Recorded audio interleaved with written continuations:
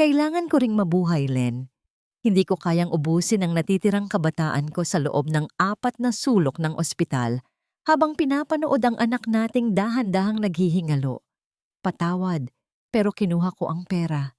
Magpapakalayo kami ni Miranda sa Australia upang magsimula ng bagong buhay. Huwag mo na kaming hahanapin dahil hinding-hindi na ako babalik sa miserableng buhay na ito. Ang boses ni Dante sa video message na yon ay tila isang matalim na balisong na paulit-ulit na itinataksil ang pandinig ni Len. Nanigas ang kanyang buong katawan habang hawak ang cellphone na nanginginig sa kanyang palad. Sa maliit at luma nilang kusina, umuusok pa ang paboritong adobo ni Dante na maingat niyang niluto para sa kanilang ika-10 anibersaryo. Gutom na si Len dahil hindi siya kumain ng tanghalian para lamang makatipid ng ilang piso, ngunit sa isang saglit, ang bango ng pagkain ay tila naging amoy ng nabubulok na pangarap. Dahan-dahang binitiwan ni Len ang sandok. Ang pagbagsak ng kagamitan sa sahig ay lumikha ng isang matunog na ingay na bumasag sa katahimikan ng gabi, ngunit tila wala siyang naririnig. Ang kanyang paningin ay nakapako sa cabinet na nasa itaas ng kanilang lababo. Sa loob niyon, nakatago ang isang lumang lata ng gatas. Ang alkansyang naglalaman ng bawat sentimong pinaghirapan niya sa paglalabada at pagtitinda ng kakanin sa loob ng 5 taon. Iyon ang perang mitya ng buhay ng kanilang 5 taong gulang na anak na si Mika. Iyon ang pambayad para sa operasyon sa puso na nakatakda sa susunod na linggo. Patakbo niyang binuksan ang cabinet. Wala na ang lata. Wala na ang envelope na naglalaman ng mga dokumento ni Mika. Ang tanging naiwan ay ang malamig na espasyo at ang amoy ng alikabok. Ang kanyang dibdib ay tila pinipiga ng isang dambuhalang kamay. Ang hangin sa paligid ay naging malapot. Mahirap lang hapin hanggang sa maramdaman niya ang init ng mga luhang dumadaloy sa kanyang pisngi. Mga luhang hindi humihingi ng pahintulot. Dante, bakit? Ang tanging naisambit niya sa gitna ng hikbi na tila nananakit sa kanyang lalamunan. Anak mo rin si Mika. Paano mo nagawang nakawan ang sarili mong dugo at laman? Hindi pa man humuhupa ang bagyo sa kanyang kalooban, narinig niya ang marahas na pagbukas ng pintuan sa harap. Pumasok si Aling Remedios, ang kanyang biyenan, na may dalang mapanghusgang tingin. Walang bakas ng awa sa mga mata ng matanda nang makita ang nagkakalat na pagkain at ang umiiyak na si Len. Huwag mo nang hanapin ang anak ko, Len. Ang boses ni Remedios ay puno ng puot at kawalang hiyaan. Umalis na siya dahil hindi na niya matiis ang buhay na parang sementeryo rito. Ikaw ang may kasalanan kung bakit siya naghahanap ng iba. Kung marunong ka lang sanang mag-ayos ng sarili mo at hindi laging amoy pawis at bawang, hindi ka iiwan ni Dante. At huwag mong asahan na tutulungan kita sa batang iyan. Malas ang batang yan sa pamilya namin mula nang ipanganak siya. Ang bawat salita ni Remedios ay tila mga talsik ng asido sa sugatang puso ni Len. Hindi siya makapaniwala na sa kabila ng lahat ng pagsisilbi niya sa matanda, sa kabila ng pagmamano niya gabi-gabi, kahit pagod siya, ay ito ang isusumbat sa kanya. Ngunit bago pa siya makasagot, isang mahinang ubo ang narinig mula sa kabilang silid. Mama, ang sakit po ng dibdib ko. Ang tinig ni Mika ay tila isang babala ng kamatayan. Mabilis na tumakbo si Len patungo sa silid at dinatna ng anak na pilit na humahabol ng hininga. Ang maliliit nitong labi ay nagsisimula ng maging kulay asul.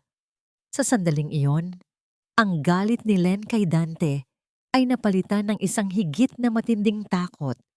Binuhat niya ang anak, mahigpit itong niyakap, habang ang kanyang puso ay sumisigaw sa langit.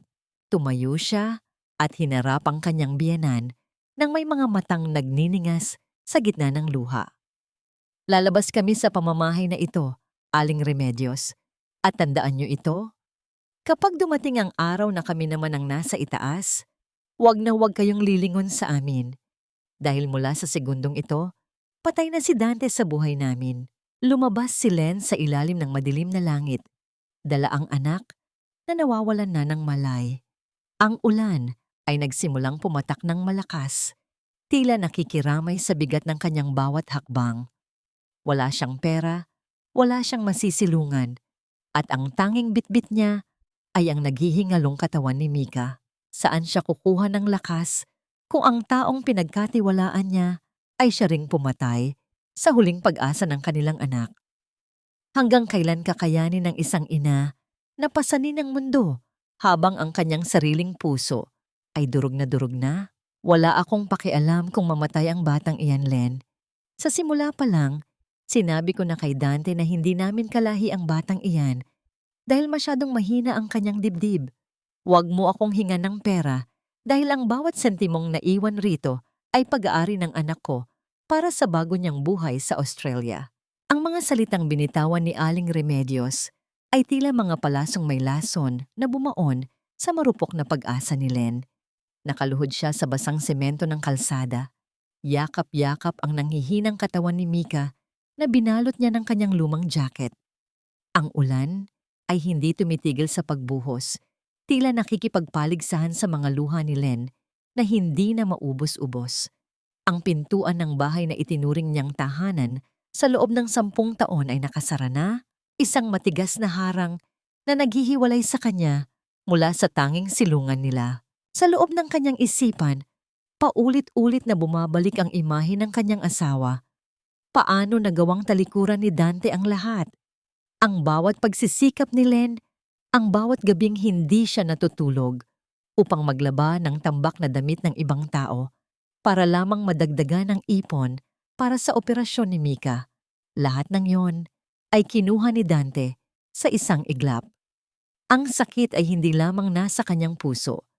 Ramdam niya ito sa bawat hibla ng kanyang kalamnan, isang uri ng pagkapagod na hindi kayang lunasan ng pagtulog. Nay, pakiusap po, kahit para na lang sa gamot ni Mika. Ang paos na tinig ni Len ay halos malunod sa ingay ng ulan. Ngunit ang tanging tugon na natanggap niya ay ang pagpatay ng ilaw sa beranda ng bahay. Doon niya nalaman na wala na siyang pamilyang matatakbuhan. Ang pamilyang pinaglingkuran niya ng higit sa kanyang sarili ay ang siya ring pumatay sa kanyang huling hininga ng pag-asa.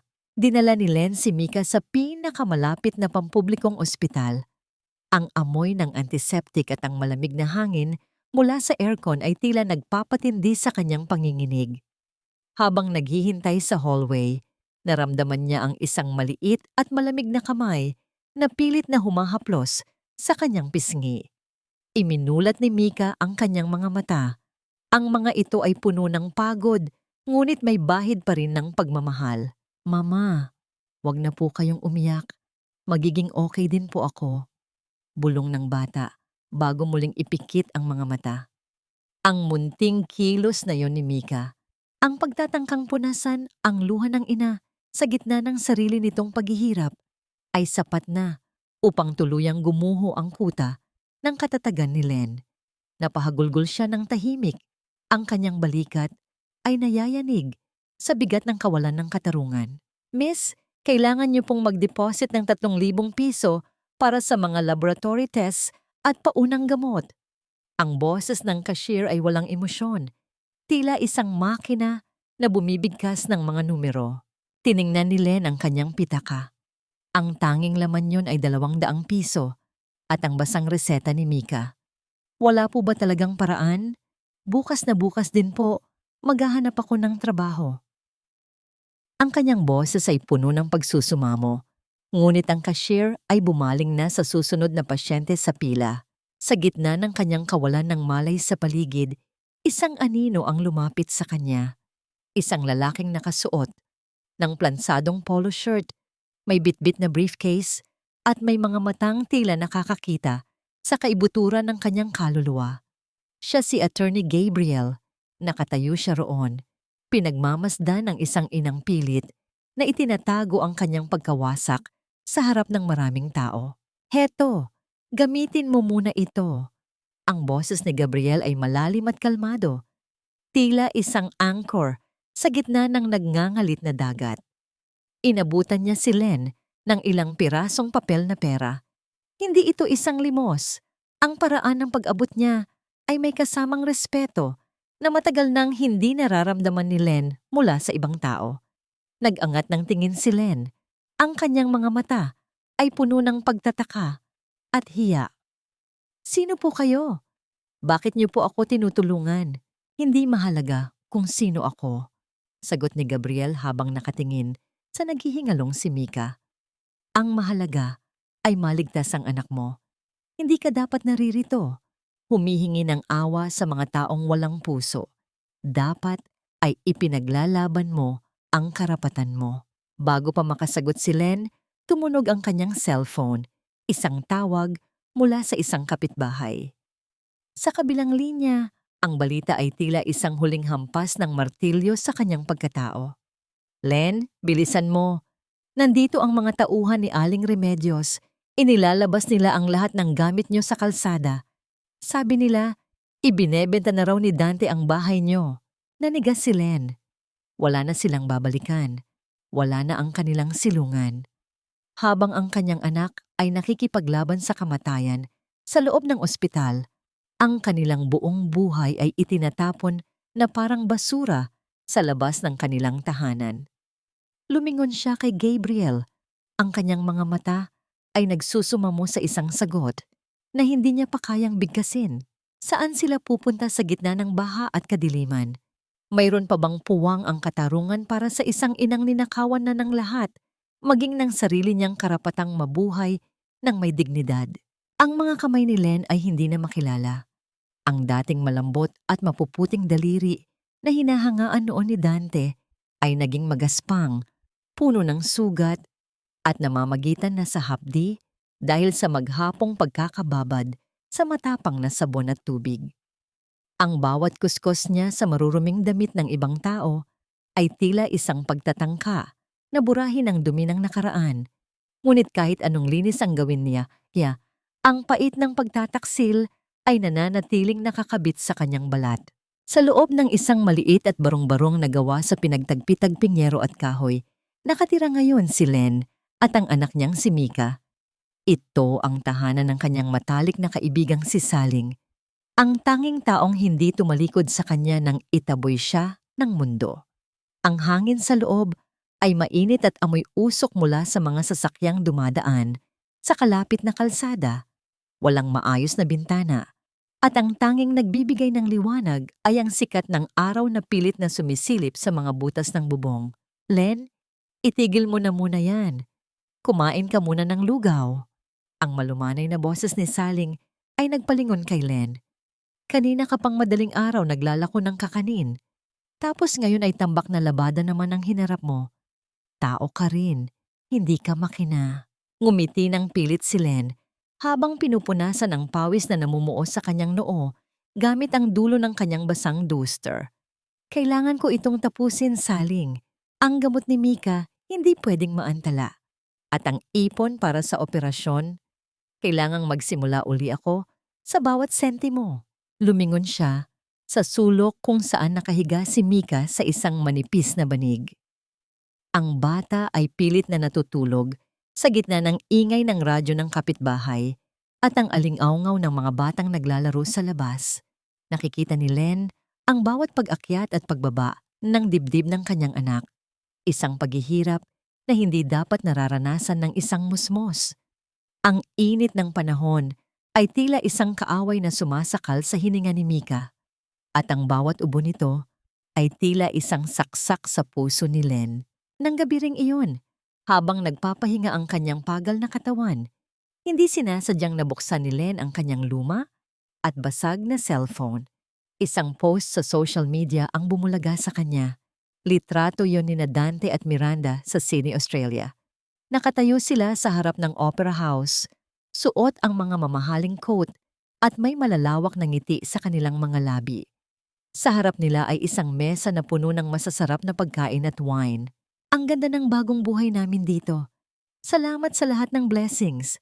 Ang caption ni Miranda ay tila isang nakakainsultong halakhak na umaalingaw-ngaw sa loob ng barong-barong ni Len. Nabitawan ni Len ang cellphone. Ang kaibahan ng kanilang mga mundo ay masyadong masakit para tanggapin. Habang siya ay nagkukumahog para sa isang tumpok ng kangkong, Ang perang pilit niyang pinag-ipunan para sa buhay ng kanyang anak ay ginagastos lamang ng dalawa para sa kanilang luho. Ang puot na pilit niyang itinago sa ilalim ng kanyang pagiging madasalin ay unti-unting nag-aapoy, nagbibigay ng isang uri ng init na mas matindi pa sa sikat ng araw. Dante, balang araw, luluhod ka rin sa harap ko. Bulong ni Len sa gitna ng kadiliman. Ang kanyang mga mata ay nanunuot sa galit habang yakap ang kanyang anak. Eksaktong 2:00 ng madaling araw, nang ang buong paligid ay nababalot na ng katahimikan, biglang nag-vibrate ang cellphone ni Len. Isang tawag mula sa isang unknown number. Sa una ay nag-atubili siya, ngunit may kung anong puwersa ang nagtulak sa kanya na sagutin ito. "Hello?" Mahinang sagot ni Len. "Len," isang boses ng lalaki. Hindi kay Dante kundi isang boses na tila pamilyar, ngunit malayo ang pinanggalingan. "Huwag kang magtatanong kung sino ako, pero kailangan mong malaman." Hindi lahat ng perang kinuha ni Dante ay dinala niya sa Australia. May iniwan siyang bahagi niyon sa isang lihim na account na nakapangalan sa nanay niya. "Alam ko kung nasaan ang pera niyo." Nanigas ang buong pagkatao ni Len. Ang kanyang puso ay nagsimulang tumibok ng mabilis, tila isang tambol na nagbababadya ng giyera. "Sino ka? Bakit mo ito sinasabi sa akin?" Ngunit bago pa siya makakuha ng sagot, naputol na ang linya. Ang tanging naiwan ay ang tunog ng kanyang sariling mabilis na paghinga at ang tanong na bumabagabag sa kanyang isipan. Kaibigan ba ito o isang bagong patibong? At kung totoo ang sinabi ng estranghero, kaya ba niyang bawiin ang para sa kanila bago pa ito maubos ni Aling Remedios?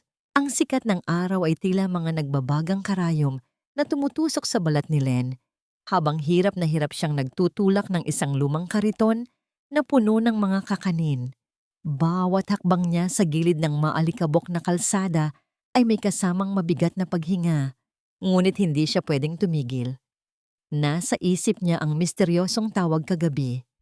Kung totoo mang may iniwang pera si Dante kay Aling Remedios, paano niya ito babawiin kung wala siyang laban sa batas? Nang maramdaman niyang halos magdilim na ang kanyang paningin dahil sa matinding init at pagod, biglang naglaho ang nakakapasong sikat ng araw sa kanyang ulunan.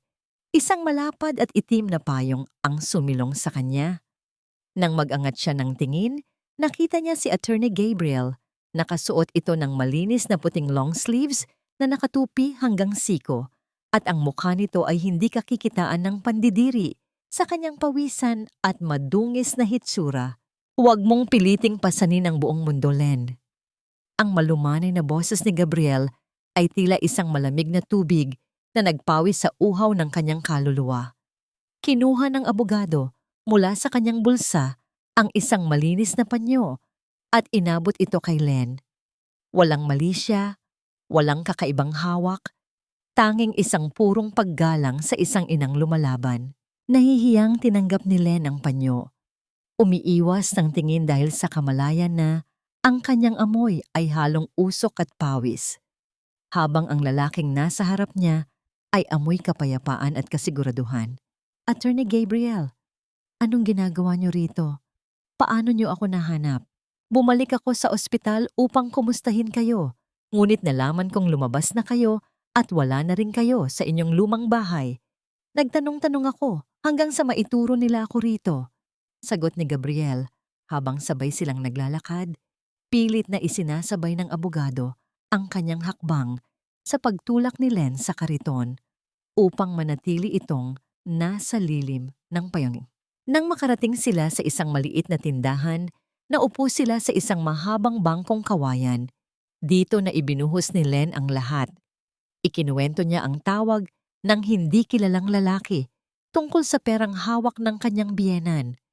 Ngunit higit sa lahat, ipinagtapat niya ang katotohanang matagal na niyang kinikimkim. Ang perang tinangay ni Dante, hindi iyon galing sa bulsa niya, Attorney Gabriel. Umiiyak na paliwanag ni Len, ang kanyang mga nanginginig na kamay ay nakakuyom sa ibabaw ng kanyang tuhod. 5 taon siyang walang trabaho. Ako ang nagpapakain sa kanya.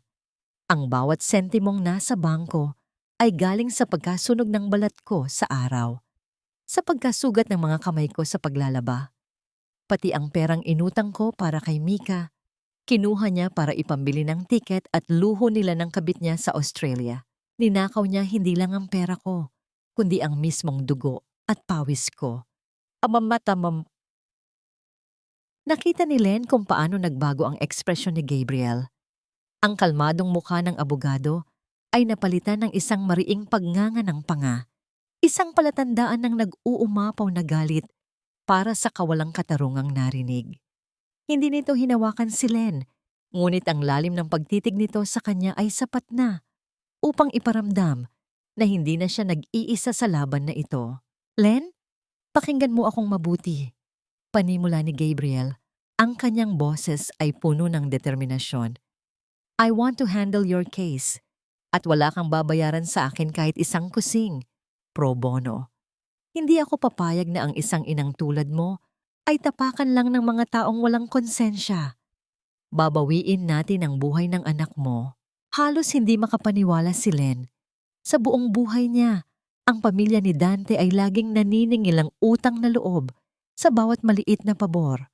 Ngayon, isang estranghero ang nag-aalay ng kanyang sandata upang ipagtanggol siya ng walang hinihinging kapalit. Upang simulan ng hakbang, ipinakita ni Len ang isang lumang passbook na naiwan ni Dante sa kanilang lumang aparador bago ito tumakas. Binuklat iyon ni Gabriel at masusing pinag-aralan ang mga numero ng account at ang mga resibo ng transfer na naipit sa mga pahina. Habang sinusundan ng daliri ni Gabriel ang huling transaksyon, biglang napahinto ang abogado. Ang kanyang mga mata ay nanlaki sa isang natuklasan. Len? Bulong ni Gabriel, tila hindi makapaniwala sa nakita. Tingnan mo ito. Ang bangkong ginamit ni Dante sa Australia para makapagbukas ng account, isa itong branch ng bangko rito sa Pilipinas. At ang mas malala sa kanyang pagkakamali, nakalink pa rin ang Australian account niya sa pangunahing account ninyong mag-asawa rito sa Maynila. Ibig sabihin, ang lahat ng pera niyang naroon. Tumingin si Gabriel kay Len. Ang kanyang mga mata ay nagliliyab sa isang matagumpay na pag-asa. May paraan upang itali ang mga kamay ng demonyo habang nasa kabilang dulo ito ng mundo. Ngunit sapat na ba ang natuklasang ito upang pigilan si Dante bago nito tuluyang maubos ang pondo kasama ang kanyang kabit? Ang sarap talaga ng buhay dito sa Sydney, lalo na kapag marunong kang pumili ng lalaking hindi pabigat. Kawawa naman yung mga naiwan sa Pilipinas na nagtitiyaga sa barya at amoy kanal na asawa. Ang boses ni Miranda ay matinis at puno ng pagmamayabang, umaalingaw-ngaw mula sa screen ng cellphone na hawak ni Len. Nakapanood siya ng isang live video na ipinost ng kabit ni Dante. Sa video, nakaupo si Miranda sa isang mamahaling restaurant, nakasuot ng kumikinang na alahas at ipinapakita ang isang bagong biling designer bag na nagkakahalaga ng 100,000 piso. Sa likuran niya, makikita si Dante na humahalakhak habang umiinom ng mamahaling alak. Bawat halakhak nila ay tila isang punyal na pilit na inilulubog at ipinipilipit sa dibdib ni Len. Ang perang ipinambili ng bag na yon ay maaaring nagligtas na sana sa buhay ni Mika. Ang alak na iniinom ni Dante ay katumbas ng ilang buwang paghihirap niya sa paglalaba at pagkasunog sa araw. Hindi napigilan ni Len ang kanyang sarili. Tinawagan niya ang numero ni Dante. Umaasang may natitira pang kahit katiting na konsensya ang lalaki. Ilang ring pa lamang ay sinagot na ito, ngunit hindi ang pamilyar na boses ng kanyang asawa ang narinig niya, kundi ang nakakairitang tawa ni Miranda. "Oh, Len, ang tapang mo namang tumawag. Ano? Manghihingi ka na naman ba ng limos?" Ang panunuya ni Miranda ay walang pag-aatubili, tila nasisiyahan sa pagpapahirap sa damdamin ng ibang tao. Ibigay mo ang telepono kay Dante. Pilit na pinakalma ni Len ang kanyang boses, kahit na ang buong katawan niya ay nanginginig sa matinding galit. Kailangan ng anak niya ng gamot. Kahit kaunti lang sa perang ninakaw niyo, maawa kayo kay Mika. Isang malakas na tawa ang naging tugon ni Miranda. Ninakaw? Bakit? May pangalan mo ba sa pera? Asawa ka lang sa papel, Len. At huwag mong gamitin ang batang iyan para makahingi ng pera sa asawa ko. Ang dumi mo siguro ngayon, no? Siguro mukha ka ng basahan kakalaba para makakain. Tanggapin mo na lang kasi na hindi ka kailanman naging sapat para kay Dante. Sa kabilang linya, narinig ni Len ang boses ni Dante. Sino yan, babe? Si Len ba yan? Sabihin mo, wag na siyang tatawag. Nakakasira ng mood. Ang mga salitang iyon ay ang huling patak na nagpaapaw sa baso ng pagpaparaya ni Len. Sa buong buhay niya, tinuruan siya na ang isang mabuting asawa ay laging nag-uunawa at nagpapatawad. Ngunit sa sandaling iyon, habang pinapanood niya ang pamumutla ng kanyang natutulog na anak, naintindihan niya na ang sobrang kabaitan sa mga taong walang puso ay isang uri ng kasalanan sa sarili. Pinunasan ni Len ang kanyang mga luha ng mariin, tila pilit na binubura ang huling bakas ng kanyang kahinaan. Miranda, ang boses ni Len ngayon ay malamig, matalim, at walang bahid ng pag-iyak. Magpakasaya kayo habang kaya nyo pa, dahil isinusumpa ko bawat butil ng kanin na isinusubo nyo galing sa pawis ko, isusuka nyo ng may kasamang dugo. Hindi na ako ang Len na kilala nyo. Pinatay ni Len ang tawag bago pa makasagot si Miranda. Tumayo siya, inaayos ang kanyang pagod na kasuotan at may bagong apoy na nagliliyab sa kanyang mga mata. Hindi na siya iiyak, hindi na siya magmamakaawa. Siya na ang lalaban. Kinabukasan, sa opisina ni Attorney Gabriel, mabilis na kumikilos ang abogado kasama ang kanyang mga assistant. Nakalatag sa malaking mesa ang mga dokumento na nag-uugnay sa account ni Dante sa Pilipinas at sa Australia. Nakahanda na ang petition for injunction and issuance of a writ of preliminary attachment, paliwanag ni Gabriel. Ang kanyang boses ay seryoso habang ipinapakita ang isang makapal na folder kay Len. Idinagdag natin ang patunay na ang perang kinuha niya ay conjugal property at ang malaking bahagi ay nagmula sa iyong personal na kinita. Gagamitin natin ang batas upang itali ang kanyang mga kamay mula rito hanggang doon. Pinirmahan ni Len ang dokumento nang walang pag-aalinlangan. Nang ibalik niya ang papel kay Gabriel, nagkatinginan silang dalawa. Wala nang mga luha sa mata ni Len, tanging isang tahimik na pasasalamat at matinding determinasyon. Pagkaraan ng ilang oras, isang courier ang umalis sa opisina ni Gabriel, dala ang isang selyadong sobre. Ang sulat na yon ay hindi lamang isang simpleng dokumento. Iyon ay isang sumpa mula sa Korte ng Pilipinas, isang patibong na tahimik na naglalakbay patungo sa kabilang dulo ng mundo upang hulihin ang isang magnanakaw. Gaano kaya katagal bago sumabog ang bomba ng katarungan sa mismong mukha ni Dante at Miranda? At handa na ba silang harapin ang galit ng inang pinagkaitan nila ng lahat? Hindi ka pwede magpatalo sa pagod, Len. Kung kaya nilang ubusin ang dugo mo, kaya mong palitan niya ng pawis na mag-aahon sa anak mo. Ang mga salitang iyon ay tila naging mantra ni Len sa mga sumunod na buwan. Ang pagbabago ay hindi nangyari sa isang gabi. Walang mahika o himala, tanging ang matiyagang pagkayod na nagpapatigas sa kanyang kalooban. Mula sa pagtutulak ng lumang kariton, ang kanyang maliit na negosyo ng kakanin ay unti-unting lumago.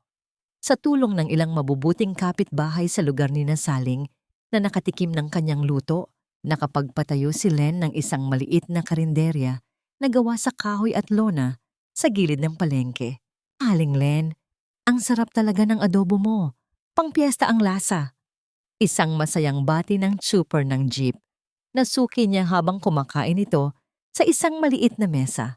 Ngumiti si Len habang patuloy sa paghahalo ng nilulutong ulam sa isang malaking kaldero. Ang init mula sa kalan ay nagpapawis sa kanyang noo. Ngunit sa pagkakataong ito, ang pawis na yon ay bunga ng pag-asa. Hindi nang kawalan ng pag-asa. Nakasuot na siya ngayon ng malinis na apron. at ang kanyang buhok ay nakatali ng maayos. Ang dating ginang na palaging nakayuko ay natuto ng tumingin ng direkta sa mga tao. Sa isang sulok ng karinderya, nakaupo si Mika sa isang maliit na upuan, nagkukulay ng isang drawing book. Bagamat payat pa rin ang bata at madaling hingalin, may nakikita ng sigla sa kanyang mga mata. Bawat sentimong kinikita ng karinderya ay maingat na inilalagay ni Len sa isang bagong lata ng gatas na nagsisilbing alkansya para sa ipon nilang mag-ina. Habang abala si Len sa pag-aasikaso ng mga customer, madalas siyang sinusundan ng tingin ni Gabriel mula sa kanyang sasakyan na nakaparada sa hindi kalayuan.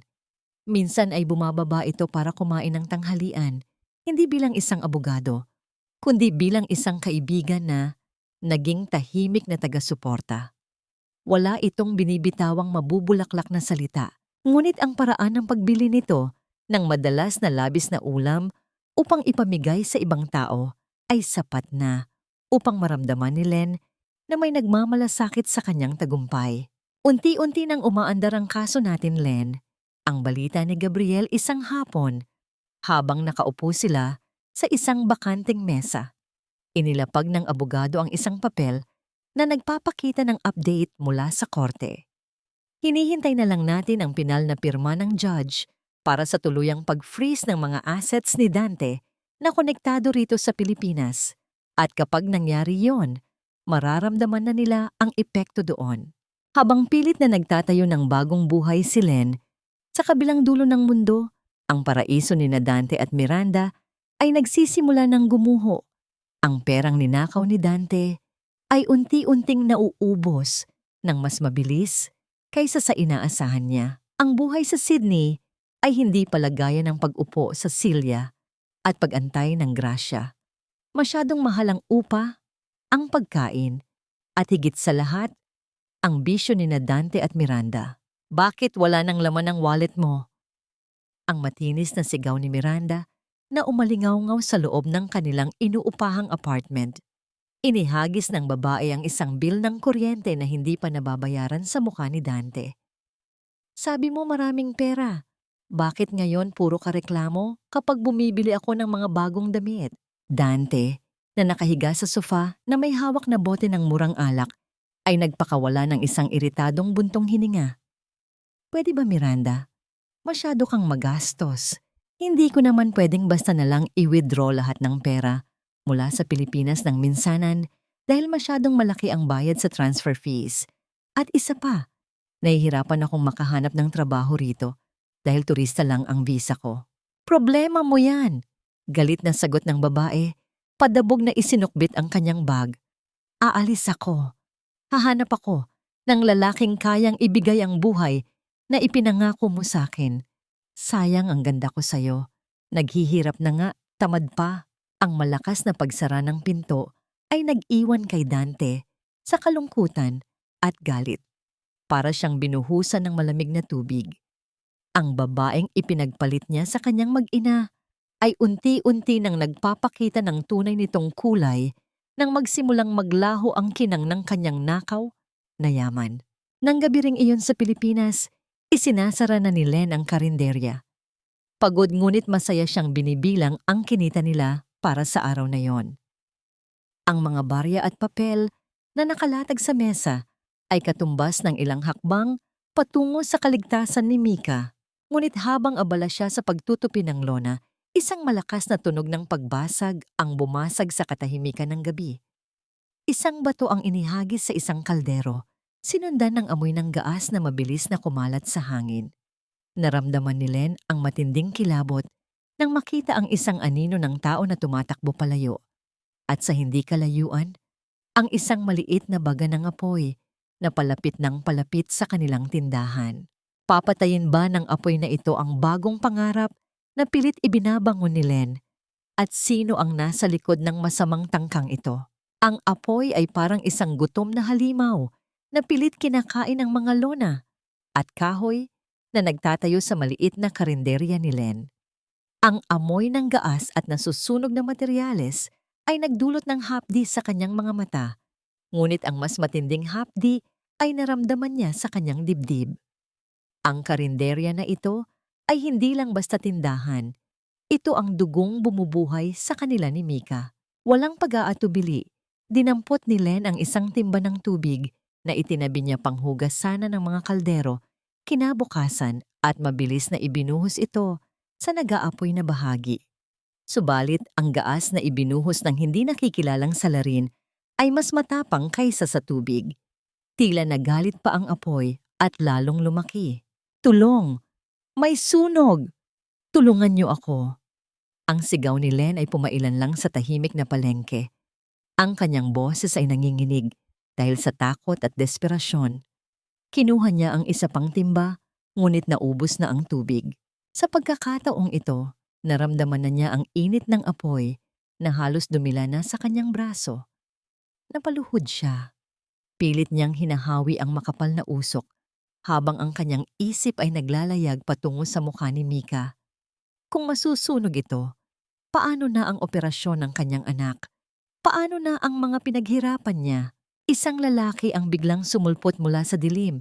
May bitbit na isang malaking fire extinguisher na kinuha siguro nito mula sa isang kalapit na establishmento.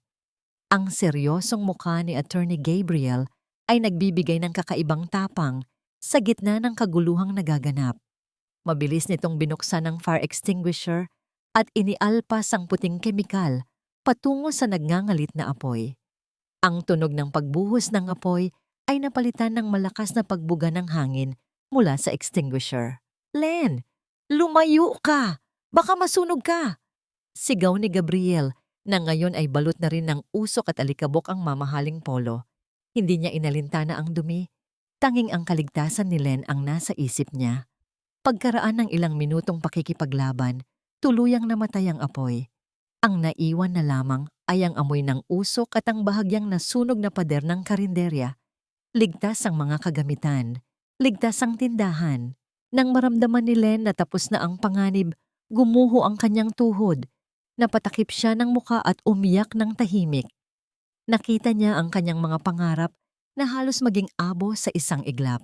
Lumapit si Gabriel at, sa unang pagkakataon, hindi lang panyo ang inabot nito, kundi isang mainit at mahigpit na yakap. Ang bisig ng abogado ay nagsilbing pader na pilit sumasangga sa lahat ng pangamba ni Len. "Okay na, Len.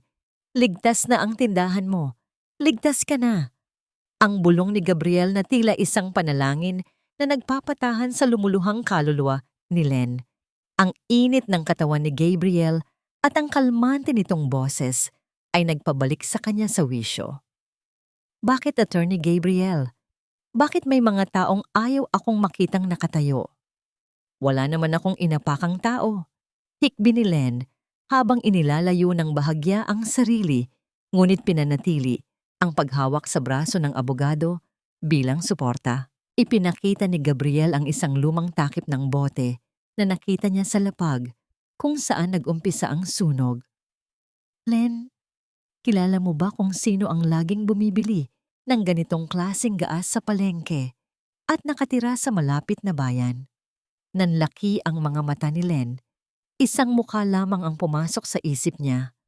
Ang taong palaging gumagamit ng partikular na tatak ng gaas na yon para sa kanyang lumang gasera, kahit may kuryente naman sa bahay nito. Si Aling Remedios. Kinaumagahan, tila walang nangyari. Nilinis ni Len ang nasunog na bahagi at muling nagbukas ng tindahan, ngunit iba na ang ihip ng hangin. Kung akala ng kanyang biyenan na matatakot siya, nagkakamali ito. Ang apoy ay hindi sumunog sa kanyang pangarap. Nag-apoy ito sa kanyang determinasyon na lumaban ng patas pero walang awa. Sa kalagitnaan ng pag-aasikaso ng mga customer, may isang pamilyar na boses na bumati sa kanya mula sa labas. "Aba, ang lakas ng loob mo. Akala ko ba masusunog na ang tindahan mo kagabi?" Ang mapanuksong tanong ni Aling Remedios na nakatayo sa harap ng karinderya habang may hawak na pamaypay at nakataas ang kilay. Nakasuot pa ito ng magarang damit, tila pinapamuka ang pagkakaiba ng estado nila sa buhay. Hindi natinag si Len. Itinigil niya ang kanyang ginagawa at humarap ng tuwid sa kanyang biyenan. Walang takot, Walang pangamba sa kanyang mga mata. Masamang damo talaga. No, Aling Remedios. Kahit anong gawing panunog nyo, hindi kayo magtatagumpay. Kasi ang totoo, kayo ang takot. Takot kayong makitang mas umuunlad pa ako sa anak ninyong magnanakaw at patay gutom sa ibang bansa. Ang pamaipay ni Aling Remedios ay biglang huminto sa paggalaw. Namula ang mukha ng matanda dahil sa pagkapahiya, dahil narinig iyon ng mga customer at ng ibang mga nagtitinda na noon pa man ay alam na ang kasamaan ng biyenan.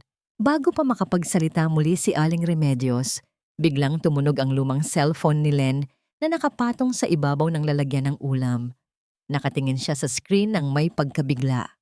Isang pangalan ang lumabas na matagal na niyang ibinaon sa limot. Isang pangalan na may kinalaman sa pagnanakaw ng buhay ng kanyang anak. Dante. Sasagutin ba niya ito para isumpa ang asawa? O may matutuklasan siyang mas masamang balita mula sa kabilang dulo ng mundo? Ang pangalan ni Dante sa screen ng lumang cellphone ay tila isang nakakalasong gagamba na nagbabadyang kagatin ang kapayapaang pilit na binubuo ni Len. Ang mga customers sa karinderya, kasama na si Aling Remedios na nanlilisik ang mga mata, ay tahimik na nagmamasid sa kanya. Bawat segundo ng pagring ay nagpabigat sa hanging nakapaligid. Huminga ng malalim si Len, pinunasan ang mga kamay sa kanyang apron, at walang pag-aatubiling sinagot ang tawag. Inilagay ito sa loudspeaker para marinig ng lahat, lalo na ng kanyang biyenan. Len, tulungan mo ako. Nagkamali ako. Ang boses ni Dante ay basag, puno ng panginginig, na hindi dahil sa lamig, kundi dahil sa matinding takot at desperasyon. Wala na ang mapagmataas na tono nito noong huli silang magkausap. Si Aling Remedios ay napahawak ng mahigpit sa kanyang pamaypay. Ang kanyang mukha ay biglang namutla sa pagkabigla. Ang anak na ipinagmamalaki niya, na inakala niyang nagpapakasarap sa yaman sa Australia, ay ngayon nagmamakaawa sa babaeng itinaboy nila. Anong tulong ang kailangan mo? Dante, naubos na ba ng kabit mo ang pera ng anak mong may sakit sa puso? Ang sagot ni Len ay kasing lamig ng yelo. Walang bakas ng dating pagmamahal. Tanging isang purong asero na hinubog ng pagtataksil. Len, iniwan na ako ni Miranda. Hagulgol ni Dante. Tinangay niya ang natirang pera sa wallet ko habang natutulog ako. Wala na akong pambayad ng upa. Pinalayas na ako. Naglalakad ako ngayon sa kalsada. Walang makain. At biglang na-freeze ang account ko rito. Hindi ako makapag-withdraw doon sa perang naiwan sa Pilipinas. Len, ikaw ba ang may gawa nito? Pakiusap, ipabukas mo ang account. Kahit pamasahe lang pabalik, tulungan mo ako. Naramdaman ni Len ang isang pambihirang uri ng kapayapaan na unti-unting bumabalot sa kanyang sistema. Ang hustisya na inakala niyang matagal pa ay nagsimula ng maningil. Ang court order na inilakad ni Attorney Gabriel ay umepekto na sa wakas. Nakita ni Len sa kanyang isipan kung paano gumuhit ang labis na kalituhan at kawalan sa mukha ng asawang nagkait ng gamot kay Mika. Ngunit bago pa makasagot si Len, pilit na inagaw ni Aling Remedios ang cellphone. Ang kanyang mga kamay ay nanginginig din sa galit. Dante, anak, anong nangyari sa'yo? Hayaan mo yang malanding babaeng yan. Padadalhan kita ng pera, isasangla ko ang titulo ng bahay na nasa akin. Ma, hindi niyo naiintindihan. Umiiyak na sagot ni Dante mula sa kabilang linya. Naka-freeze na lahat pati yung account na nasa inyo. Wala na tayong makukuha kahit isang sentimo. Kung ibebenta niyo ang bahay, matagal pa ang proseso. Mamatay na ako sa gutom dito, ma. Ang pamaipay ni Aling Remedios ay tuluyang nahulog sa lupa. Ang mundo na pilit niyang pinagtatakpan ng kayabangan ay biglang gumuho sa harap ng lahat.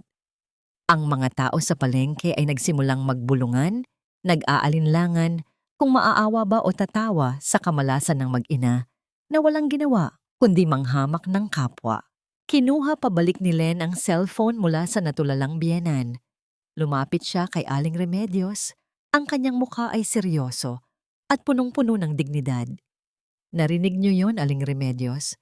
Ang karma, Hindi kailanman nawawala ng address. Dumadating yan sa oras na akala mo ay sakop mo na ang mundo. Ibinalik niya ang atensyon sa tawag. Dante, makinig ka ng mabuti. Habang namamalimos ka ng pera, ang anak mo ay nandito sa Pilipinas. Naghihingalo pa rin dahil sa katangahan mo. Kung inaasahan mong may maaawa sa'yo, pumunta ka sa simbahan at doon ka umiyak. Mamatay ka sa gutom diyan dahil ang perang i-freeze ko, gagamitin ko para sa operasyon ng anak ko, hindi para buhayin ng isang patay na asawa. Pinatay ni Len ang tawag. Isang katahimikan ang bumalot sa buong karinderya. Walang nakapagsalita hanggang sa unti-unting nagsipalakpakan ang ilang customer. Hindi nila sinasadya, ngunit nakita nila kung paano bumangon ang isang ina na minsang tinapakan ngunit tumayo ng may koronang hindi nakikita. Bigo at kahiya-hiya, tumalikod si Aling Remedios at naglakad palayo na nakayuko ang ulo. Ang gabi ay naging isang selebrasyon ng maliliit na tagumpay para kay Len. Ngunit sa gitna ng kanyang pag-aayos ng mga upuan, dumating si Saling na may dalang masamang balita. Ang kanyang kaibigan ay pawis na pawis, umiiyak, at halos hindi makahinga sa pagtakbo. Len! Si Mika! Sigaw ni Saling, ang kanyang boses ay tila isang punyal na sumaksak muli sa puso ni Len na kakatigil lang magdugo. Si Mika! Nangingitim na! Isinugod namin sa ospital, kailangan na raw siyang operahan ngayon din, kundi binitawan ni Len ang mga hawak na plato at ang mga ito ay nagkabasag-basag sa sahig. Ang tagumpay na naramdaman niya kanina ay biglang naging abo. Handa na ba niyang isuko ang lahat para sa huling laban ng buhay ng kanyang anak? At sapat na kaya ang naipon niya kung hindi pa tuluyang nailalabas ang perang naka-freeze mula sa account ni Dante? Kailangan niyo pong magbayad ng paunang deposito para sa emergency surgery ni Mika Misis. Kung hindi ay, baka hindi na kayanin ng puso niya ang susunod na 2 oras. Ang mga salitang yon mula sa doktor ay tila isang hatol ng kamatayan na umalingaw-ngaw sa malamig na hallway ng ospital.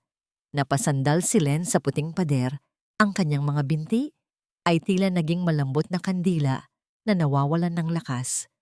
Ang bango ng antiseptic sa paligid ay naging amoy ng takot, at ang bawat tibok ng orasan sa dingding ay tila isang paalala na ang buhay ng kanyang anak ay dahan-dahang nauubos. Kinuha ni Len ang kanyang bag at hinalungkat ang lahat ng laman nito. Ang perang kinita niya mula sa karinderya sa nagdaang linggo ay maayos na nakatali. Ngunit alam niyang kulang pa iyon. Malayo pa sa kailangan para sa isang komplikadong operasyon sa puso. Ang hustisya na naramdaman niya kanina nang makausap si Dante ay biglang naging abo. Ano ang silbi ng pagkapanalo sa batas kung ang kanyang anak ay binabawi na sa kanya ng tadhana?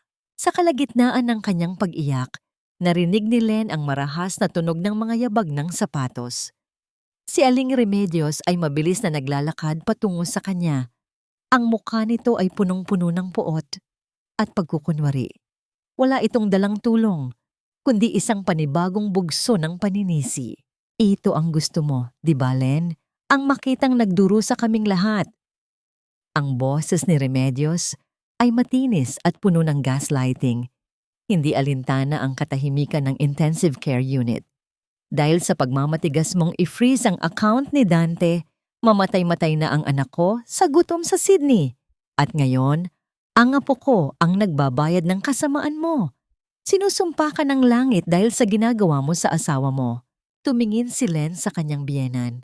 Ang kanyang mga mata ay nanlalabo sa luha, ngunit may bakas ng matinding pagkadismaya. Aling Remedios, anak niyo ang nagnakaw. Sa pondo ng anak niya, anak niyo ang umalis para magpakasaya sa iba.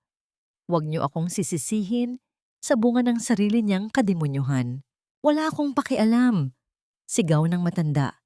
Dinuduro ang mukha ni Len. I-unfreeze mo ang account ngayon din.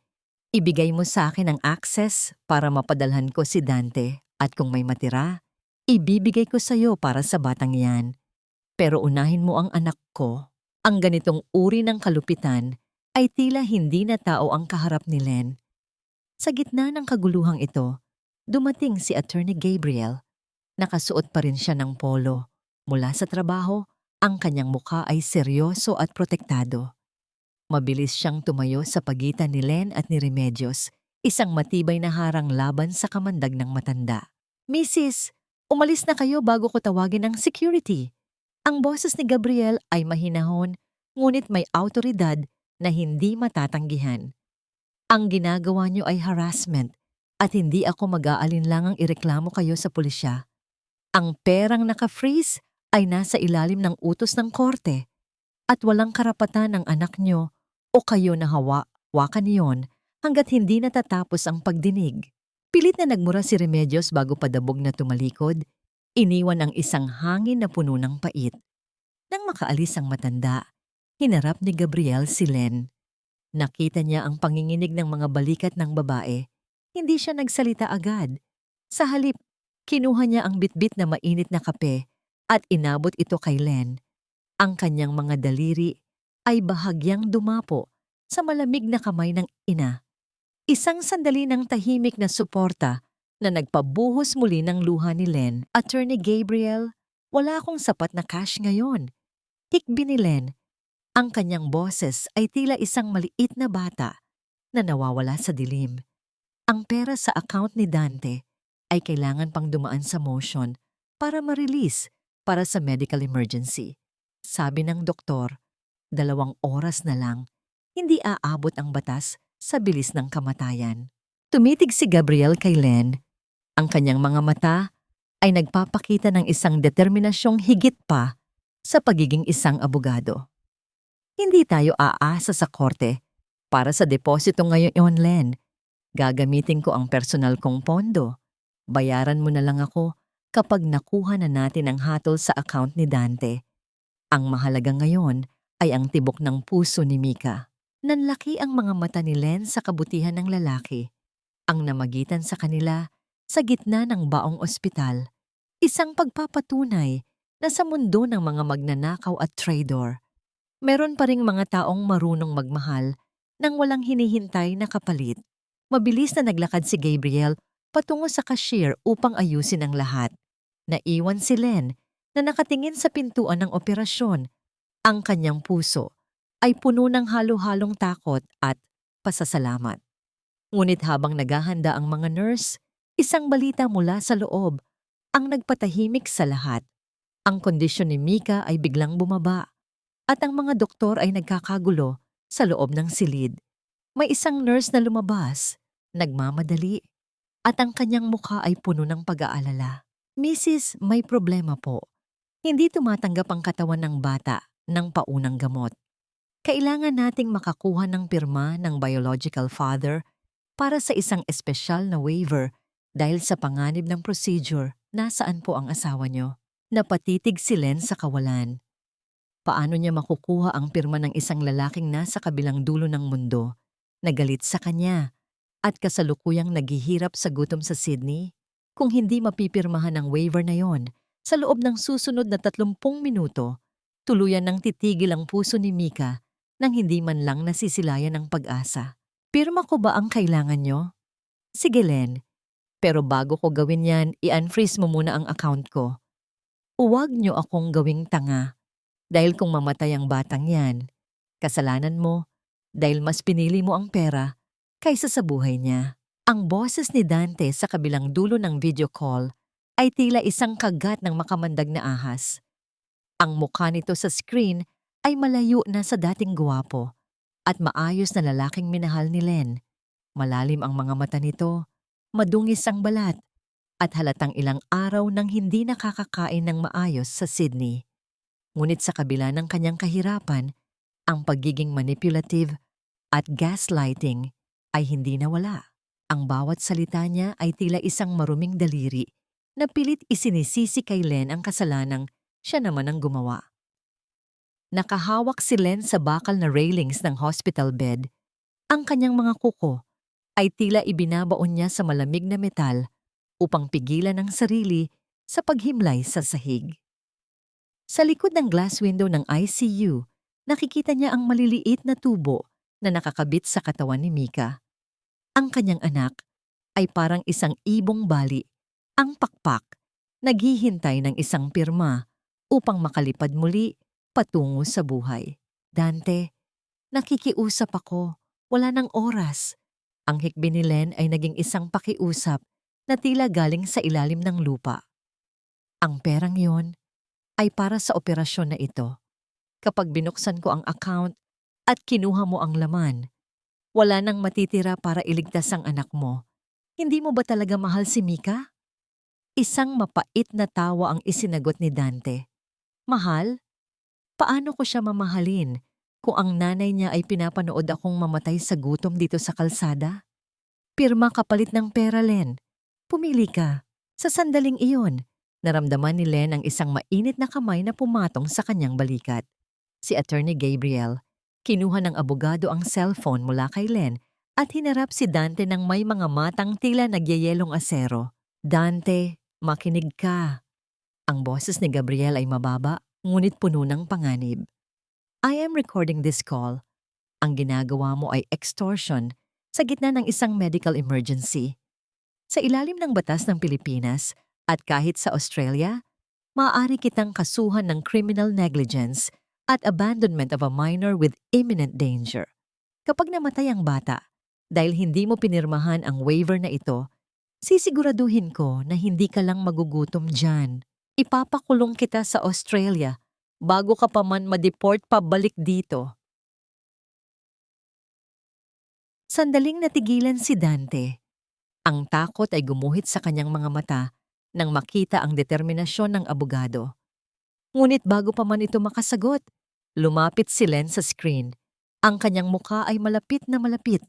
Ang mga luha ay patuloy sa pag-agos, ngunit ang kanyang boses ay biglang naging matatag. Pirmahan mo ang dokumento na ipapadala ni Gabriel sa email mo ngayon din. Utos ni Len. At bilang kapalit, magpapadala ako ng sapat na pera para sa pagkain mo sa loob ng 1 linggo. Iyon lang. Walang unfreezing ng account hanggat hindi natatapos ang operasyon. Iyan na ang huling awa na makukuha mo sa akin, Dante. Huwag mo nang hintayin na maging mamamatay tao ka sa paningin ng sarili mong anak. Ang namayani nang makuha ni Gabriel ang digital signature ni Dante pagkaraan ng ilang minutong tensyon. Nang maipasa ang dokumento sa doktor, napasandal si Len sa dibdib ni Gabriel, hindi dahil sa romansa, kundi dahil sa labis na pagkapagod ng kaluluwa. Hinayaan siya ni Gabriel na sumandal. Ang kamay ng abogado ay dahan-dahang tinapik ang likod ni Len, tila isang tahimik na pangakong hindi siya nito iiwan sa gitna ng giyera. Salamat, Gabriel. Salamat. Bulong ni Len habang pinapanood ang mga doktor na pumasok sa operating room. Lumipas ang mga oras na tila naging mga taon. Habang naghihintay sa hallway, napansin ni Len ang isang maliit na sobre na naiwan sa upuan kung saan naupo si Aling Remedios kanina. Binuksan niya ito at nanlaki ang kanyang mga mata. Sa loob ay may mga litrato ni Dante at Miranda, ngunit may kasamang ibang tao, isang lalaking mukhang mayaman at may hawak na mga dokumento ng pag-aari ng lupa sa Pilipinas. Sa gitna ng kanyang pagtataka, lumapit ang isang nurse na may seryosong mukha. Mrs., tapos na po ang operasyon. Pero may kailangan kayong malaman tungkol sa naging reaksyon ng puso ng bata sa gitna ng procedure. Napatayo si Len. Ang kanyang puso ay tila tumigil din sa pagtibok. Buhay ba si Mika? O ang pirma ni Dante ay dumating nang huli na ang lahat? At ano ang kinalaman ng mga litratong hawak niya sa plano ni na Dante at Remedios na bawiin ang lahat mula sa kanya? Nakalampas po tayo sa pinakamahirap na bahagi, Mrs. Milagro itong maituturing dahil sa kabila ng hina ng kanyang katawan, lumaban ang puso ni Mika. Ang boses ng doktor ay tila isang awit ng mga anghel na nagpabagsak sa mga pader ng takot sa puso ni Len. Napaluhod siya sa sahig ng ospital, hindi dahil sa panghihina, kundi dahil sa bigat ng pasasalamat na hindi kayang dalhin ng kanyang mga balikat. Ang bawat luhang pumatak sa malamig na tile ay tila naghuhugas sa lahat ng pait na dinanas niya mula ng gabi ng pagtataksil ni Dante. Sa loob ng recovery room, nakita ni Len ang kanyang anak sa pamamagitan ng salamin. Bagamat may mga tubo pa ring nakakabit, ang kulay ng balat ni Mika ay hindi na kasing asul ng dati. May bahid na ito ng rosas, isang tanda na muling dumadaloy ang buhay sa munting katawan. Isang mainit na kape ang muling inabot ni Gabriel kay Len habang nakaupo sila sa bench sa labas ng ICU. Sabi ko sa'yo, Len, matapang ang anak mo dahil matapang ang kanyang ina. Ngumiti si Len. Isang ngiting umabot sa kanyang mga mata sa unang pagkakataon. Kinuha niya ang sobreng nakita niya kanina at ipinakita ito kay Gabriel. Attorney, ano po ang ibig sabihin nito? Bakit may mga litrato si Dante at ang nanay niya kasama ang isang lalaking mukhang realtor? Masusing pinag-aralan ni Gabriel ang mga litrato at ang mga dokumentong nakasama roon. Ang kanyang mga kilay ay nagsalubong, isang palatandaan ng malalim na pag-iisip. Len, ang lalaking ito ay si Mr. Sai, isang kilalang buyer ng mga distressed properties. Ang dokumentong hawak nila, ito ang titulo ng lupa ninyo sa probinsya, ang lupang minana mo pa sa iyong mga magulang. Nanigas ang buong pagkatao ni Len. Ang lupang iyon, ang tanging alaala niya mula sa kanyang pumanaw na ama at ina. Doon niya binalak na patayuan ng maliit na bahay para sa kinabukasan ni Mika. Paano nila nakuha iyon? Hindi ko kailanman ibinigay ang titulo sa kanila. Ginamit nila ang pirma mo sa mga dokumentong pinapirmahan sa iyo ni Dante noon na akala mo ay para sa loan ninyo. Paliwanag ni Gabriel, ang kanyang boses ay puno ng poot para sa katusuhan ng kalaban. Sinusubukan nilang ibenta ang lupa mo para magkaroon ng cash na hindi madadaanan ng freeze order ng korte. Ang matanda, si Aling Remedios, siya ang naglalakad nito habang wala si Dante. Ang namagitan ng haplusin ni Gabriel ang kamay ni Len na nanginginig sa galit. Huwag kang mag-alala. Nakahanda na ang writ of attachment. Ngayong may pirma na tayo ni Dante sa waiver, mas mapapabilis natin ang paglipat ng kaso sa pag-angkin ng lahat ng ari-arian bilang danyos sa pagpapabaya niya sa inyo. Ngunit sa gitna ng kanilang pag-uusap, biglang nagkagulo sa dulo ng hallway. Ang boses ni Aling Remedios ay umaalingaw-ngaw, puno ng histerya at galit. Kasunod niya ang 2 pulis. Yan ang lalaking kumuha ng pirma ng anak ko sa pamamagitan ng pananakot. Turo ni Remedios kay Gabriel. At iyang babaeng yan, ninanakawan niya ang sarili niyang asawa. Naka-freeze ang lahat ng pera namin dahil sa kanila. Mabilis na tumayo si Gabriel, inilagay si Len sa kanyang likuran upang protektahan ito. Ang kanyang mukha ay kalmado, ngunit ang kanyang mga mata ay nagbabala. Aling Remedios, ang pagpapatupad ng batas ay hindi pagnanakaw. Ang pagbenta nyo sa lupang hindi sa inyo, iyon ang krimen. Wala kayong ebidensya, sigaw ng matanda. Ngunit bago pa siya makalapit, isang tawag mula sa cellphone ni Gabriel ang nagpatahimik sa paligid. Hello, Judge? Opo. Nakarating na ang order? Tumingin si Gabriel kay Remedios nang may matalim na ngiti. Aling Remedios, ang writ of preliminary attachment ay pirmado na. Hindi nyo na pwedeng ibenta ang lupang iyon. At higit sa lahat, ang account ni Dante ay tuluyan ng ililipat sa pangalan ni Len para sa medical expenses ng bata. Namutla ang matanda. Ang kanyang buong katawan ay nayanig.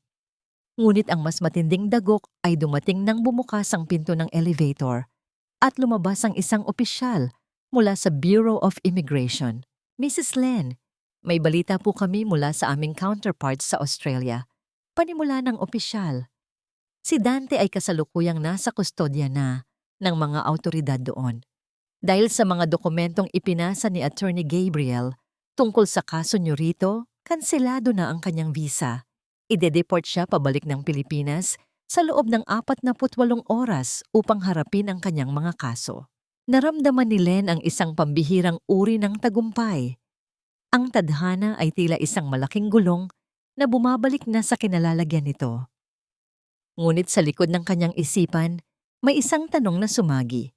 Kapag bumalik si Dante, ano ang gagawin nito kapag nalaman niyang wala na siyang babalikang bahay, pera at pamilya? Ang huling sulyap ni Len kay Remedios ay puno ng awa. Hindi dahil sa pagmamahal, kundi dahil sa pagiging bulag ng matanda sa sarili nitong kasamaan. Ngunit habang papasok ang mga nurse sa silid ni Mika, isang biglang tunog ng alarm ang narinig mula sa loob ng ICU. Ang monitor na kanina ay maayos ang takbo. Ngayon ay naglalabas ng mabilis at nakakatarantang tunog. May nangyayari ba kay Mika na hindi inaasahan ng mga doktor? Ang tunog ng alarm mula sa loob ng ICU ay tila isang malakas na kulog na bumasag sa maikling sandali ng kapayapaan na naramdaman ni Len. Ang mga doktor at nurse ay nagmamadaling pumasok sa silid. Ang kanilang mga mukha ay balot ng matinding pag-aalala. Sa labas ng salamin, nakita ni Len kung paano unti-unting nanghina ang paggalaw ng dibdib ni Mika habang pilit na inaayos ng medical team ang mga makina. Anong nangyayari sa anak ko? Sabi niyo ligtas na siya. Ang boses ni Len ay basag, puno ng desperasyon. Habang hinahawakan ang malamig na salamin, hindi siya iniwan ni Gabriel. Hawak nito ng mahigpit ang kanyang balikat. Isang tahimik na puwersa na pumipigil kay Len na tuluyang gumuho. Isang reaksyon sa gamot, Mrs. Mabilis na paliwanag ng isang nurse na lumabas sandali. Gumagawa na kami ng paraan para patatagin ang kanyang tibok. Pagkaraan ng tila ilang taon na paghihintay, unti-unting bumagal ang mabilis na pagtunog ng makina. Bumalik sa normal na ritmo ang paghinga ng bata. Ligtas na naman si Mika at sa pagkakataong ito, sinabi ng doktor na maaari na siyang ilipat sa isang regular na kwarto makalipas ang ilang araw. Napahagulhol si Len, ngunit ngayon, mga luha iyon ng tagumpay at labis na kaligayahan. Sa kabilang banda, ang gabi sa palengke ay tahimik, ngunit may bigat ng pag-aantay. Ang karinderya ni Len ay nakasarado ng mas maaga dahil sa kanyang pagtambay sa ospital. Ngunit sa loob ng madilim na bahay ni Aling Remedios, walang katahimikan na mararamdaman. Ang matanda ay nakaupo sa lumang sopa, tulala at nanginginig. Nakatanggap siya ng sulat mula sa bangko. Ang lahat ng pera na nakapangalan sa kanila ni Dante ay tuluyan ng inilipat sa isang trust fund na tanging si Len at ang ospital lamang ang may access para sa pangangailangan ni Mika. Wala na silang pera kahit pambili ng bigas. Hindi ito maaari. Hindi kami pwedeng matalo ng babaeng amoy bawang na yon. Bulong ni Remedios, ang kanyang kayabangan ay unti-unting kinakain ng matinding takot at kahihiyan. Kinabukasan, isang pangyayari ang umagaw sa atensyon ng lahat sa Maynila. Isang flight mula Sydney ang lumapag at isa sa mga pasaherong lumabas ay walang iba kundi si Dante. Nakaposas ang kanyang mga kamay, nakasuot ng lumang jacket na amoy pawis at alak at walang dalang kahit anong bagahe. Ang lalaking minsang nag-akalang magiging hari sa ibang bansa ay umuwi bilang isang bilanggo. Idineport dahil sa panloloko sa visa at sa mga kasong inihanda ni Gabriel mula sa Pilipinas. Nasa airport si Gabriel kasama ang ilang pulis upang tanggapin ang warrant of arrest para sa mga kasong estafa at pag-abandona sa menor de edad na nasa panganib. Nakita ni Dante ang abogado at ang galit sa kanyang mga mata ay pilit nag-aalab, ngunit wala itong lakas upang lumaban. Nasaan si Len? Gusto ko siyang makausap. Ang boses ni Dante ay paos, tila isang aso na nagmamakaawa. Wala rito si Len, malamig na sagot ni Gabriel habang pinipirmahan ang mga dokumento sa harap ng pulis. Busy siya sa pag-aalaga sa anak niyang muntik nang mamatay dahil sa'yo. At bukod pa roon, wala nang pakialam sa'yo si Len. Mula ngayon ang kakausapin mo lang ay ang batas. Nang dalhin si Dante sa presinto, agad siyang dinalaw ni Aling Remedios. Pagkakita ng matanda sa anak na nakakulong at nakasuot ng gusgusin, humagulgol ito. Hindi dahil sa pagsisisi sa kanilang mga kasalanan, kundi dahil sa kawalan. Ma, ilabas niyo ako rito. Ibenta niyo ang bahay natin. Kumuha kayo ng magaling na abogado. Sigaw ni Dante, hawak ng mahigpit ang mga rehas. Ngunit ang isinagot ni Remedios ay tila isang baldehang yelo. Wala na, Dante. Wala na ang pera natin. Pati ang bahay na nakapangalan sa'yo.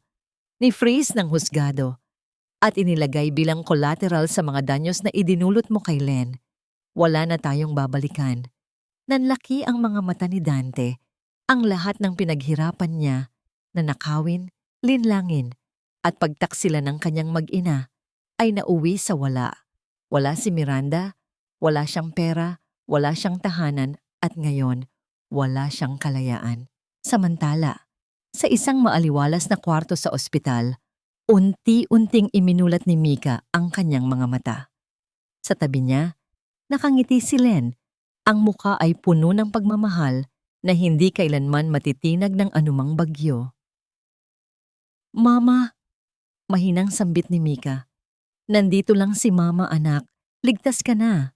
Maganda na ang buhay natin. Sagot ni Len. Ang kanyang kamay ay marahang hinahaplos ang buhok ng bata. Isang pagkatok mula sa labas ng pinto ang narinig nila. Pumasok si Gabriel. May dalang isang basket ng sariwang prutas at isang maliit na teddy bear para kay Mika.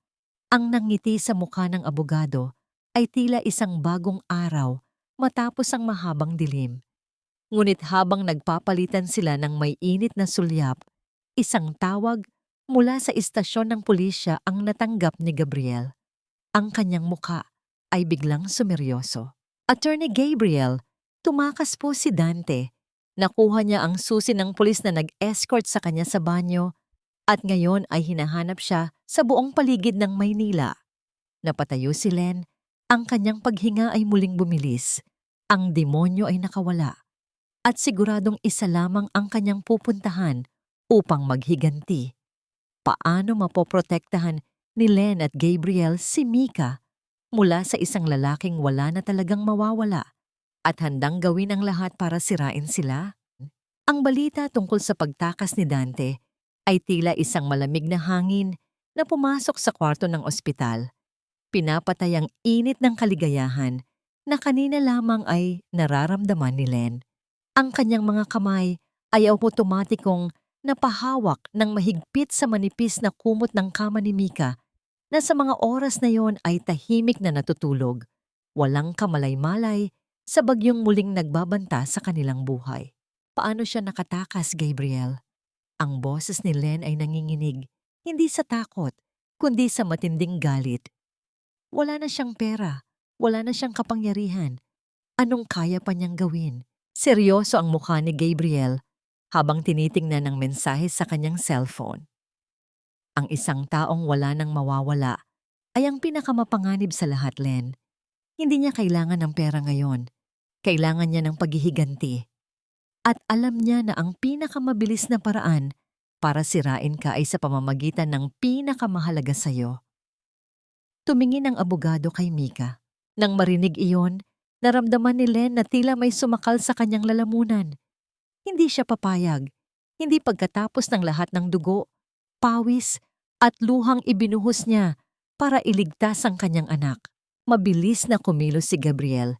Kinausap niya ang pamunuan ng ospital upang magdagdag ng security sa palapag ni Mika at pinagbawalan ng sinumang walang pahintulot na makalapit sa kwarto. Ngunit kahit may mga bantay, hindi mapakali si Len. Ang bawat anino sa labas ng pintuan, ang bawat pagdaan ng nurse, ay tila isang patibong sa kanyang paningin. Sa labas ng ospital, sa mga madidilim at masisikip na eskinita ng Maynila, naglalakad si Dante. Ang kanyang suot na jacket ay punit-punit na. Ang kanyang mukha ay puno ng dumi at galos dahil sa pagtakas niya mula sa mga pulis. Gutom, pagod at puno ng puot. Ang tanging nagbibigay sa kanya ng lakas ay ang kagustuhang pahirapan ang babaeng itinuturing niyang dahilan ng kanyang pagbagsak. Pumunta siya sa lumang bahay ng kanyang ina. Nandoon si Aling Remedios, umiiyak sa isang sulok habang pinagmamasdan ang mga notice of foreclosure na ipinadikit sa kanilang pintuan. Nang makita niya ang kanyang anak, imbes na yakapin, isang malakas na sampal ang ibinigay niya rito. Dante, dahil sa kalokohan mo, nawalan tayo ng lahat. Sigaw ng matanda, ngunit ang kanyang mga mata ay nagpapakita ng labis na takot. Wala na akong pakialam sa bahay na tuma. Bulyaw ni Dante pabalik, ang kanyang mga mata ay nanlilisik tulad ng isang halimaw na nawala sa katinuan. Saan nakatago yung lumang baril ni Papa? Alam kong itinago mo yon sa ilalim ng kama mo. Nanigas si Remedios. Anong gagawin mo? Dante, huwag kang gumawa ng mas malaking kasalanan. Makukulong ka habang buhay. Wala na akong buhay, ma. Kinuha na lahat ni Len. Kung hindi ako mabubuhay ng maayos, sisiguraduhin kong wala rin siyang kinabukasan. Walang pag-aatubiling itinulak ni Dante ang kanyang ina, pumasok sa kwarto at kinuha ang kalawanging baril mula sa isang lumang kahon. Nilagyan niya ito ng bala at itinago sa ilalim ng kanyang jacket. Pabalik sa ospital, ang gabi ay tila mas mahaba kaysa sa karaniwan. Nakatulog si Len sa isang maliit na upuan sa tabi ni Mika, habang si Gabriel ay nanatiling gising, nagmamasid sa labas ng kwarto at nagbabantay. Bandang 3:00 ng madaling araw, isang pamilyar na amoy ng usok ang naramdaman ni Len. Nagising siya at ang unang nakita niya ay hindi si Gabriel, kundi isang figura ng lalaking nakatayo sa paanan ng kama ni Mika. Ang lalaki ay nakasuot ng sombrero na nakababa upang takpan ang kanyang mukha at may hawak na isang malamig at maitim na bakal. Dante, bulong ni Len. Ang kanyang puso ay tila huminto sa pagtibok. Iniangat ni Dante ang kanyang mukha, ang kanyang mga mata ay puno ng pagkabaliw. Itinutok niya ang baril. Hindi kay Len, kundi sa natutulog na si Mika. Mas magandang mamatay na siya kaysa lumaking walang kwenta tulad mo, Len. Ang boses ni Dante ay mababa, ngunit puno ng kamandag. Kung wala ako, wala kayong lahat. Bago pa man makagalaw si Len, bumukas ang pinto. Si Gabriel, nakagagaling lamang sa pagkuha ng kape para hindi makatulog, ay nakita ang sitwasyon. Walang anumang pag-aalinlangan, mabilis na tumakbo ang abogado patungo kay Dante. Isang matunog na putok ng baril ang umalingaw-ngaw sa buong palapag. Tumili si Len at mabilis na niyakap ang kanyang anak, na biglang nagising at umiyak sa matinding takot. Nang imulat ni Len ang kanyang mga mata, nakita niya si Dante na nakahiga sa sahig, pinipigilan ng mga security guard na sumunod kay Gabriel. Ang baril ay nahulog sa malayo, ngunit ang nakapagpatigil ng paghinga ni Len ay ang pagkakita kay Gabriel na nakaluhod. Hawak-hawak ang kanyang tiyan, habang ang mapulang likido ay unti-unting kumakalat sa kanyang malinis na puting polo. Ang abogado ay bumagsak sa sahig. Ang kanyang mga mata ay nakatingin kay Len na tila sinasabing, "Ligtas ka na." "Gabriel!" sigaw ni Len. Ang kanyang boses ay puno ng pait at pagmamakaawa. Umaalingaw-ngaw kasabay ng pagdating ng mga doktor. Handa bang isakripisyo ng tadhana ang taong nagbigay ng bagong pag-asa kay Len upang tuluyang matapos ang kasamaan ni Dante? "Tulong! Pakiusap! Tulungan niyo siya!" Ang sigaw ni Len ay tila pumuunit sa mga dingding ng ospital. Ang kanyang boses ay basag at puno ng matinding takot. Hawak niya ang duguang kamay ni Gabriel habang mabilis na isinakay ng mga male nurse ang abogado sa isang stretcher. Ang puting polo na palaging malinis at plansado ay nababalutan na ngayon ng madilim na pulang likido na patuloy sa pag-agos mula sa kanyang tiyan. Habang itinataboy ng mga doktor si Len palabas ng emergency operating room, sa hindi kalayuan, pinapanood niya kung paano marahas na idinapa ng mga pulis si Dante sa malamig na sahig. Wala nang bakas ng pagkamataas sa lalaki. Ang kanyang muka ay idinidikdik sa semento at ang pamilyar na tunog ng posas na isinasara ay tila isang huling hatol sa kanyang pagkawasak. "Len, patawarin mo ako! Hindi ko sinasadyang barilin siya!" Umiiyak na sigaw ni Dante, pilit na kumakawala mula sa hawak ng mga awtoridad. Ang kanyang boses ay puno ng pagsisisi, ngunit huli na ang lahat. Hindi lumapit si Len upang sumbatan ng lalaki. Hindi niya binigyan si Dante ng pabor na magalit dahil ang galit ay nangangahulugang may natitira pang emosyon. Ang tanging ipinukol niya ay isang tingin na kasing lamig ng yelo, isang pagtanaw sa isang taong patay na sa kanyang paningin. Tinalikuran niya si Dante at sa sandaling iyon, alam ng lalaki na tuluyan na siyang nabura sa mundo ng mag-ina. Ang kanyang halakhak noong siya ay nasa Australia ay napalitan ngayon ng hikbi ng isang taong nabubulok sa sariling kasamaan.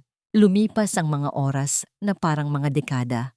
Nakaupo si Len sa labas ng operating room. Ang kanyang damit ay may mga bakas pa ng dugo ni Gabriel. Sa loob ng kwarto, ligtas at mahimbing na natutulog si Mika sa piling ng isang mabait na nurse. Ngunit ang puso ni Len ay nananatiling nakabitin sa bingit ng kamatayan, kasama ng lalaking nagbigay sa kanya ng pangalawang pagkakataon.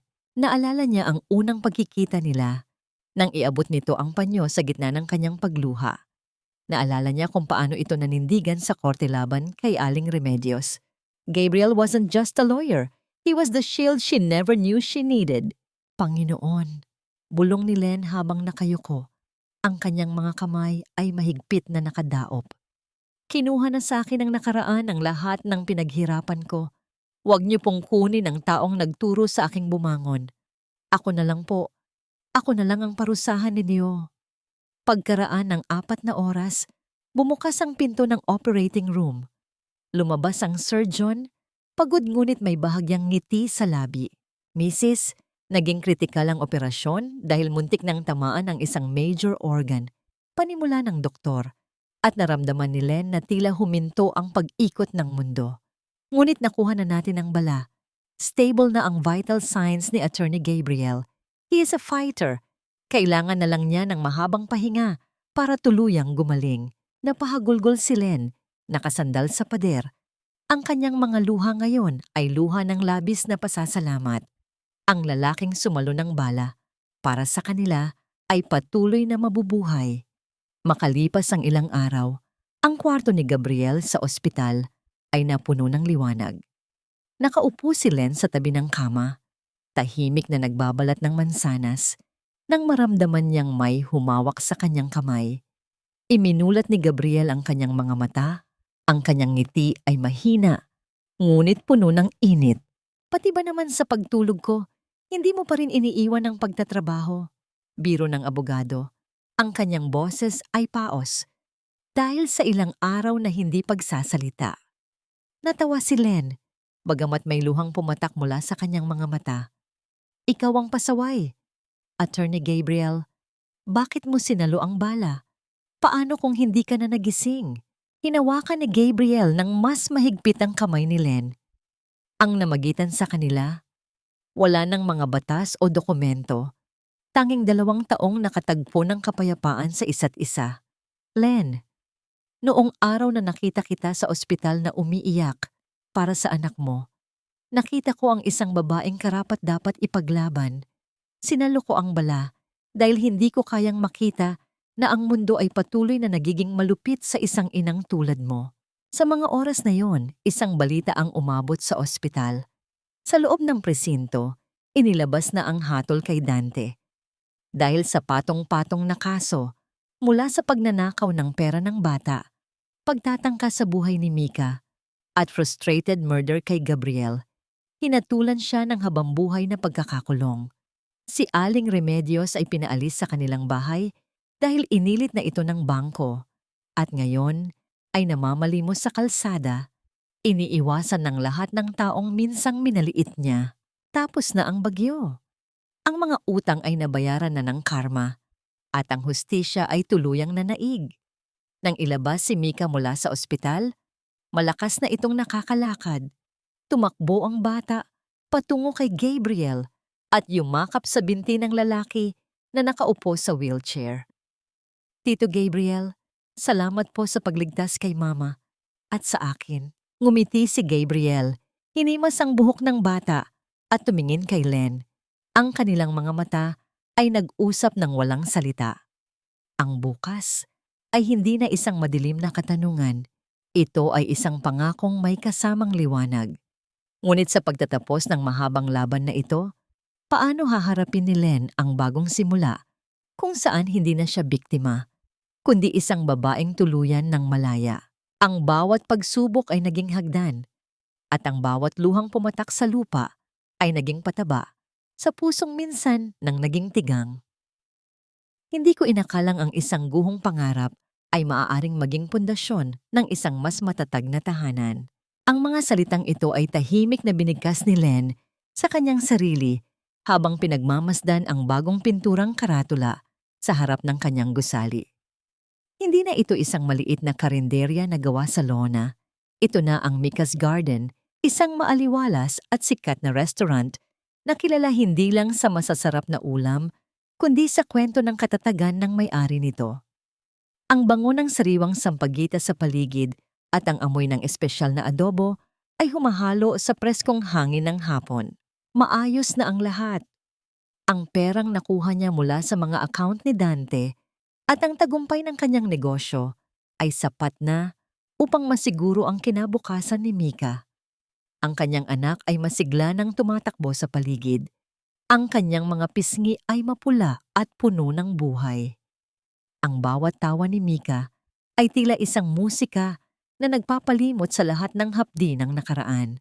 Isang hapon, habang nag-aayos sila ng mga bulaklak sa mesa, dumating si Saling na may dalang balita.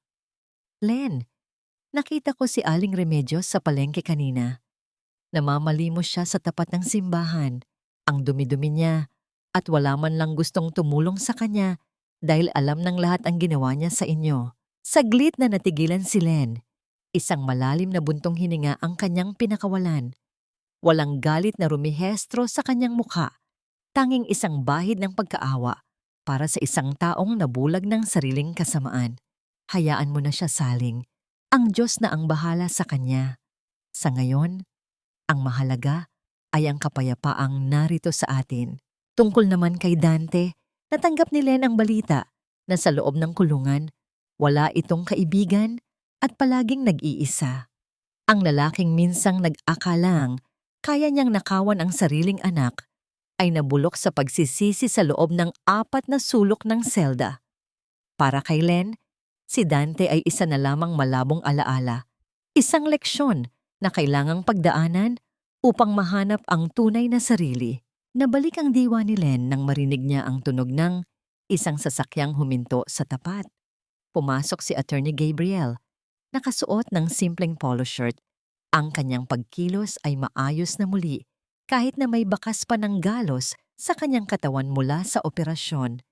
Ngumiti siya kay Len, isang ngiting nagpapahiwatig ng lalim ng kanilang pinagsamahan.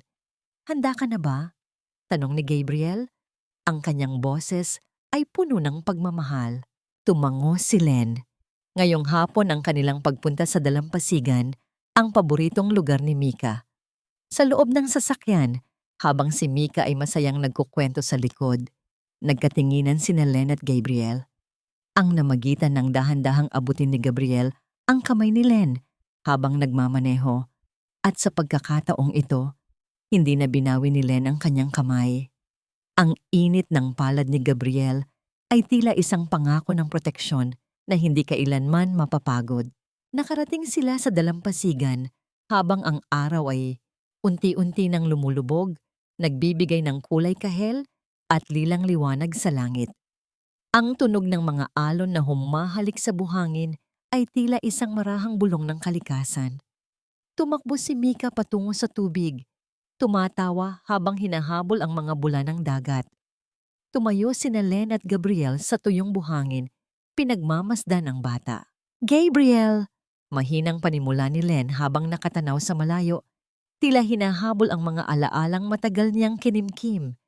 Salamat sa pananatili mo sa tabi ko, lalo na noong panahong ako mismo ay nawawalan na ng lakas na ipagpatuloy ang lahat. Humarap si Gabriel sa kanya. Ang kanyang mga mata ay nagniningning sa ilalim ng dapit hapon.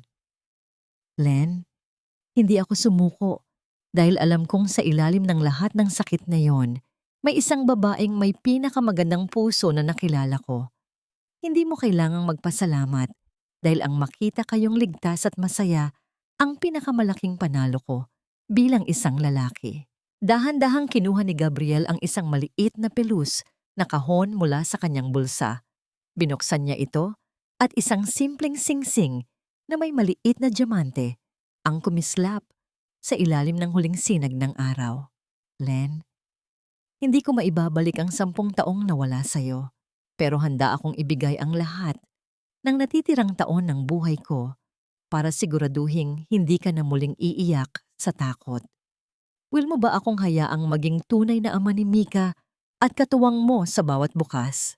Ang mga luha sa mata ni Len ngayon ay hindi na dahil sa pait, kundi dahil sa labis na ligaya. Tumango siya ng dahan-dahan habang nakangiti sa gitna ng hikbi. Oo, Gabriel. Oo. Isinuot ni Gabriel ang singsing at sa ilalim ng naglalakihang mga bituin na nagsisimula ng magpakita, niyakap niya si Len ng mahigpit. Lumapit si Mika at yumakap sa kanilang dalawa. Ang kanilang mga anino ay naging isa sa gitna ng dalampasigan. Ang kwento ni Len ay hindi nagtapos sa paghihiganti, kundi sa pagpili na magmahal muli.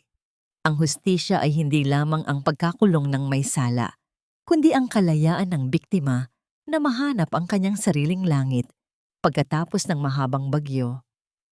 Sa huli, ang pag-ibig na tapat at mapagkalinga ang siyang tunay na naghilom sa lahat ng sugat.